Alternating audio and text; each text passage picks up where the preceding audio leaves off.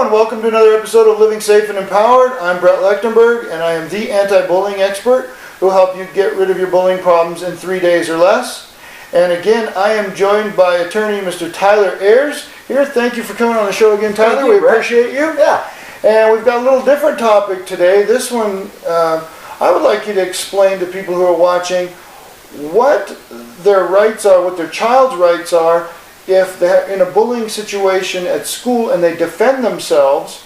And, you know, in many places, many schools have a zero tolerance policy for fighting, and many times even children who are defending themselves get kicked out of school as well. Right. This is one of my pet peeves, so I would really like it for you to give our viewers an explanation of that and what they can really do to keep their kid in school. Well, what I hope that they'll understand is some things that they need to be thinking about.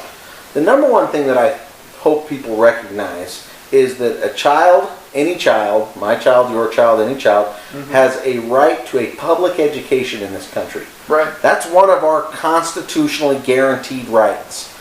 They also have a right to not be in fear. That's not be in emotional fear, not be in physical fear. They don't have to go to school, that school that they have a right to, in fear, or actually suffer anything while they're there. Right. So consequently, the school has a duty to protect them. Absolutely. Now, the way I kind of look at these things is if the child has reached a point where he has to protect himself physically, that means that the school has not fulfilled all of their responsibilities. They've dropped the ball, definitely.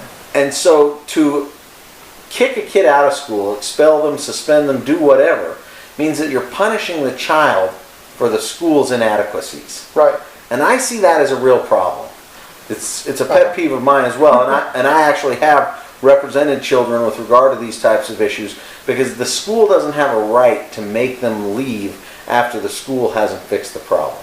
Right. Now, if it's a mutual combat thing, that's very different. Sure. We would all agree that a school needs to maintain a zero tolerance policy, and we don't want any kind of physical fighting or anything like that at school.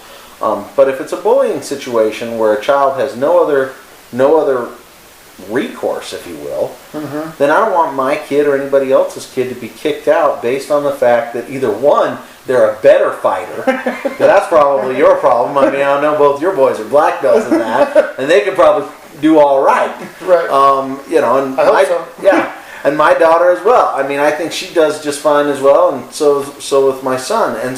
And that's what we've tried to do, is give them enough confidence so that they won't be. That's preventing bullying. Right. And we don't want them punished for that. So if I were to get contacted because my son or daughter had retaliated, and the school indicated to me that they wanted to, remove them from the school based on a policy like this, what I would immediately do is bring an action for a due process violation.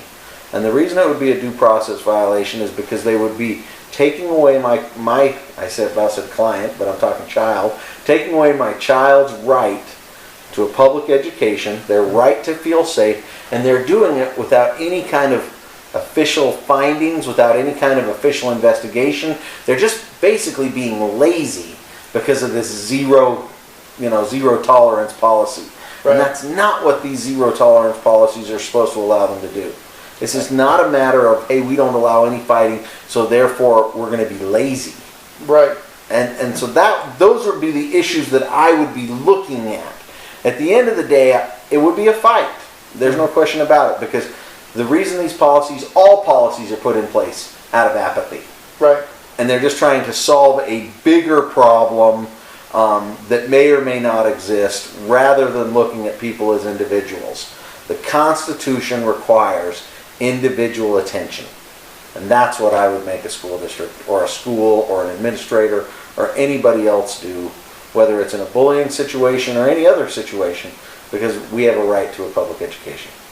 And if a parent would really need an attorney to do that, correct? It would be very difficult. I mean, if they were, you could be constitutionally savvy enough, and but it would be very difficult to engage in that type of a fight unless you're trained or have some experience in it.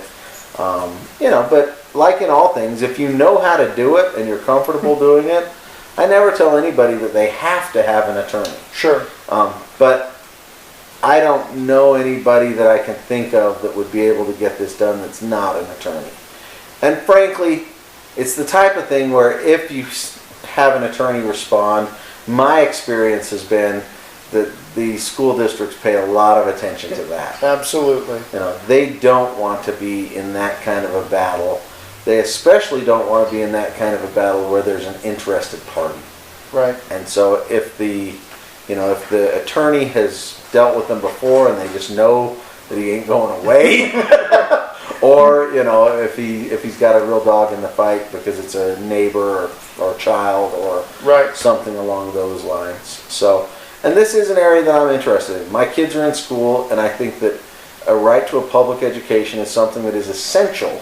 Absolutely. And I do not like big government overgeneralizing, which is why I'm part of the anti-bully campaign that you started, is simply because I think there's so many situations where the victim gets victimized again. Absolutely. By this process that's simply too general. Yeah, it's supposed to stick up for them and it doesn't. And that's part of my beef. And I really appreciate you shedding some true legal light on that issue, because I know there are a number of people that this happens to every day in this country when their kids go to school. And right. So, yeah. And they don't usually do much about it, even though they're frustrated because they're not sure what to do. Well, and that really just becomes another way that these poor victims are victimized again. Mm-hmm. And it may not fit squarely into the definition of bullying, but it's certainly a power imbalance where the people that don't know how to get it done are being victimized by it. Right. And so I'm trying to use polite terms because we're on the video. I get you. Well, tell our viewers how they can get a hold of you, how they can reach your phone number, email, website, that Sure, kind of yeah, stuff. you're always welcome to give me a call at my office, 801-255-5555. My email is Tyler, Tyler, at ayerslawfirm.com, AYRESlawfirm.com, or you can find my website, www.antibullylawyer.com. That's awesome. Tyler, we really appreciate you. Thanks again for thank coming you. on. And as always, I hope you found that informative. And if you would like a copy of our anti-bully report, it's free. It's specifically about how to deal with a bullying problem at school for parents. Just click the link below this video and you can download that for free.